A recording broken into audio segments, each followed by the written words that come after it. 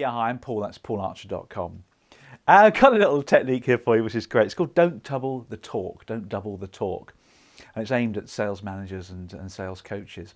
Now, I like watching football. I like watching Match of the Day. It's the only football we get to watch now. We had to cancel Sky and BT Sports recently for the children because they were watching it too much. Anyway, I was watching Match of the Day, and it comes back to the half time of the highlights or whatever.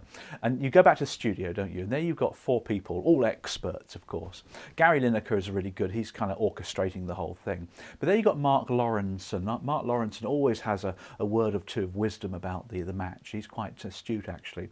Then Alan Shearer chips in. He kind of repeats the same thing, but sort of says it in a slightly different way. And of course, chips in at the end there is Alan Hansen. Alan Hansen's been a TV pundit for years, and he kind of says the same thing again, but in a different way. So what's going on here? Well, they're saying the same thing. It's the same message. They're doubling or trebling the talk. And my message really is sales managers do this. I've seen them do it, where they've gone to do an observation of a live meeting with a customer, and they kind of get drawn into the conversation because they feel that they should be talking as well. And I've got a couple of ideas on that for you in a second as well. And what tends to happen is the salesperson says something and the sales manager then says the same thing but in a different way, a bit like Alan Hansen does with Mark Lawrenson. And the poor old customer's getting really frustrated because it's just taking double the time, isn't it?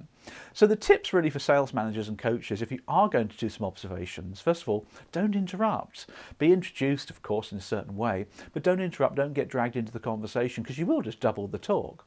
Obviously on the telephone, if you're listening, that's fine. If it's a face-to-face meeting, just sit in the corner somewhere and be there as part of the coaching process that's going on. If you have to get drawn in, then don't start doubling the talk, which is the key thing there, isn't it? And Alan Hansen, always wondered about Alan. He's a man of much wisdom, isn't he? He used to play for Liverpool, didn't he, 20 years ago? And the whole world has changed a lot since then, hasn't it? And yeah, he's never managed a football club either, has he? There's a thought, isn't it? And he's paid 1.5 million by the BBC. There's another thought, isn't it? Enough of that. Hope you found that useful. My name is Paul, paularcher.com.